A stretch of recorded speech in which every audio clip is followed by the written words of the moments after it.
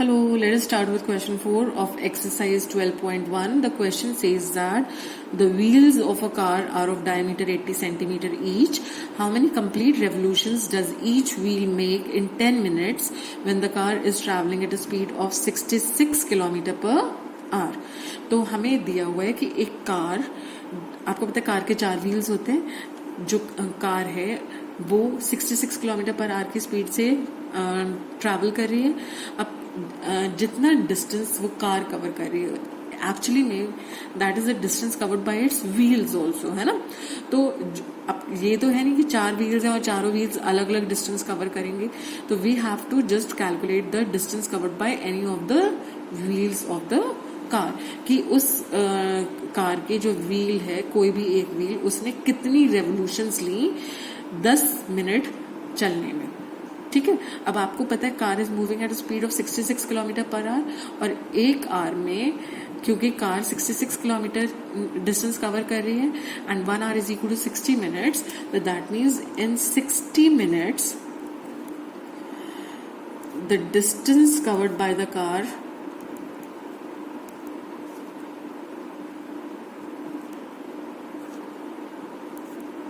Is equal to 66 kilometre.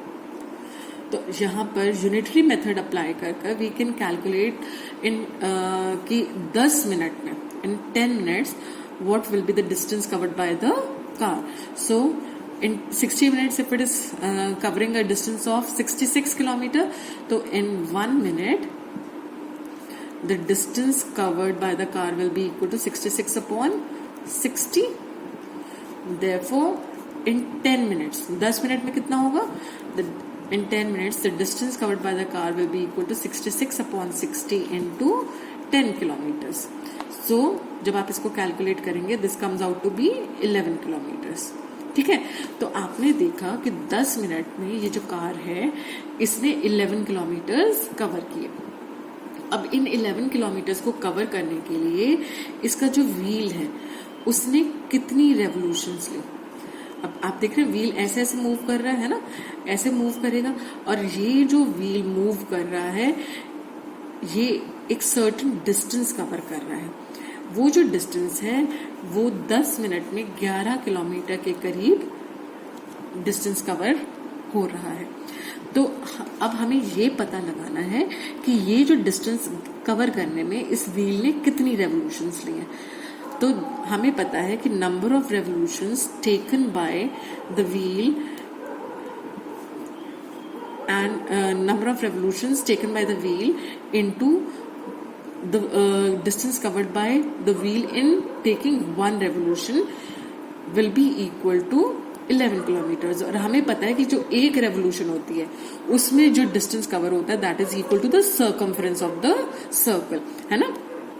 तो circle जो अपना एक रेवोल्यूशन लेता है उसमें the distance covered by this circle is equal to the length of the circle और the circumference of the circle.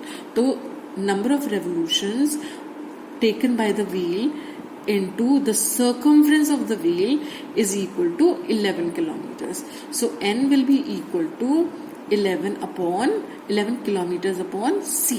But हमें यहाँ पर एक चीज ऑब्जर्व करनी पड़ेगी कि यहाँ पे जो डिस्टेंस ट्रेवल्ड है that is in kilometres, but जो डायमीटर है वो हमें सेंटीमीटर्स में दिया हुआ है. अब इन दोनों की यूनिट हमें सेम रखनी पड़ेगी, है ना.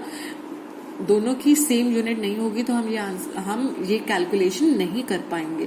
तो this will be equal to, आपको पता है किलोमीटर के अंदर, 1 किलोमीटर के अंदर कितने सेंटीमीटर होते हैं, उसको देखने के लिए हम क्या करेंगे, हमारे पास एक सेंटेंस है जो अगर हम याद कर लें तो हम इजीली पता लगा सकते हैं कि हम कैसे कन्वर्ट कर सकते हैं किलोमीटर्स को मीटर्स या सेंटीमीटर्स में.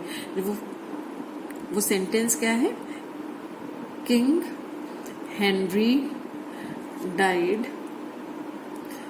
mother didn't cry much. इसमें यहाँ जो K है that represents the kilometer, H is the hectometer, D is the decameter, M is the meter, D is the decimeter, C is the centimeter and M is the millimeter. Okay तो अब आपको क्योंकि kilometre से centimetre बनाना है, तो kilometre से centimetre, क्योंकि आप बड़ी चीज बड़ी चीज के छोटे टुकड़े कर रहे हैं, तो जब आप बड़ी चीज के छोटे टुकड़े करेंगे तो वो ज्यादा टुकड़े हो जाएंगे, है ना। तो कितने हम स्टेप्स नीचे आ रहे हैं, for every step that we come down हम उसको 10 से मल्टीप्लाई करेंगे। तो हम क्योंकि अब यहाँ पर 1 2 3 4 5 स्टेप्स नीचे आए हैं, तो 11 kilometre can be written as 11 into 10 raise to the power 5 centimetre. Okay upon circumference, circumference क्या होता है, पाई डी, पाई जिसकी वैल्यू है 22 अपॉन 7 इंटू डी कितना है हमारा 80 सेंटीमीटर, है ना। डी हमारा 80 सेंटीमीटर है, तो वो मैंने यहाँ पर 80 सेंटीमीटर लिख दिया। So the number of revolutions is equal to 11 into 10 raise to the power 5 into 7, ये 7 यहाँ से ऊपर आ जाएगा, and you have 11 into 10 raise to the power 5 into 7 upon 22 into 80। जब आप इसको कैलकुलेट करेंगे तो this calculation comes out to be equal to 4375। Okay यहाँ पे मैं आपको एक बार कैलकुलेशन ये करके दिखा देती हूँ। 11 into 10 raise to the power 5 will be this into 7 upon 22 into 80। अब अगर हम इसको 11 से कैंसिल करें तो this will be equal two upon 2, एक 0 से ये 0 कैंसिल हो गई। Now let us divide this by 2 से करा तो हमारे पास आया 5000, 2 5 are 10, 3 zeros है ना। अब 8 को इससे डिवाइड करते हैं, तो 8 को जब आपने 8 से जब आपने 5000 को डिवाइड किया तो डिवाइड करके आपको मिलेगा 625। तो your answer should be equal to 625 into 7 which is equal to 4375। Okay I hope you have understood. ये कंसेप्ट भी आई होप आपको समझ में आ गया है कि जो सर्कल जब मूव कर रहा है तो एक रेवोल्यूशन में जो वो डिस्टेंस कवर कर रहा है उसको नंबर ऑफ रेवोल्यूशन से जब हम मल्टीप्लाई कर देंगे तो we'll get the total distance covered by this wheel in 10 minutes. ठीक है, तो एक तरह से हम इस फॉर्मूला को रीफ्रेम कैसे कर सकते हैं, we can also write this as number of revolutions is equal to total distance covered upon distance covered in one revolution। ठीक है, और distance covered in one revolution is called the circumference.